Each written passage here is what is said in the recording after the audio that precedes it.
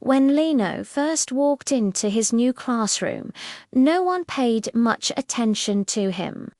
He was small for his age, thin, and always kept his eyes on the floor, while other students talked loudly and laughed with their friends. Lino stayed quiet, sitting alone at the back of the room. He rarely raised his hand and never volunteered to answer questions. During exams, something strange always happened. Lino would submit his paper almost blank. When the results came back, his score was always 0. Whispers began to spread. Why is he even here? He's stupid. He doesn't understand anything. Some students laughed at him openly. Others avoided sitting near him. Even a few teachers, though they tried to be kind, slowly gave up on him. They assumed Lino simply could not learn. But what no one knew was the truth. Lino did not struggle with thinking. He struggled with writing. Words on paper confused him. His hands could not move fast enough to match the ideas in his head. Letters mixed together, and questions felt like puzzles without clear edges. But when he listened, when he heard lessons explained aloud, his mind worked sharply and deeply. He remembered facts, understood patterns, and connected ideas quickly. Still, no one noticed because exams were written, not spoken. One afternoon, the principal announced exciting news.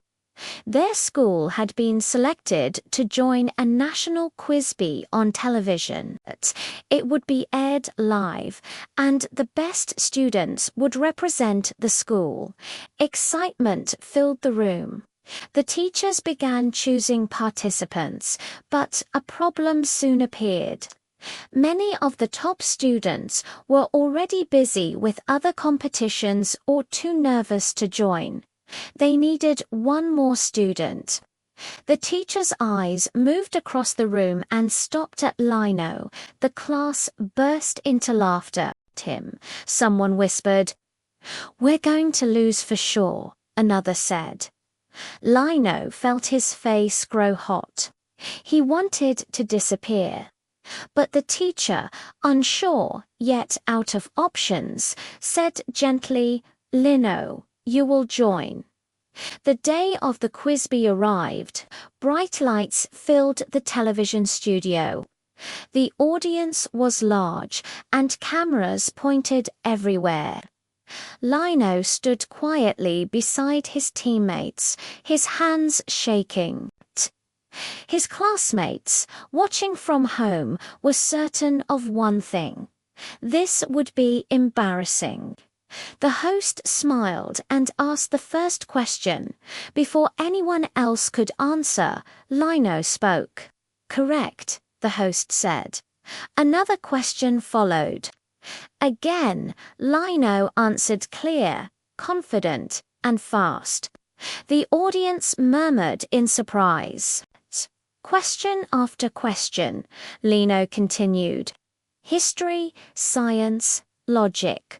Riddles, he answered them all. His voice grew steadier.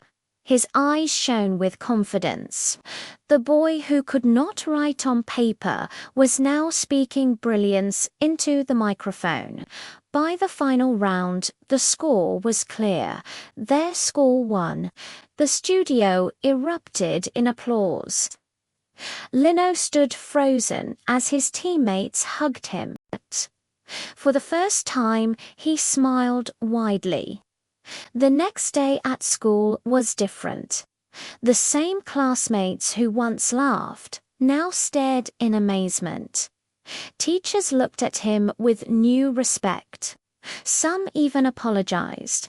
From that day on, Lino was given a chance to learn in ways that suited him through discussion, oral tests, and listening. And everyone learned an important lesson.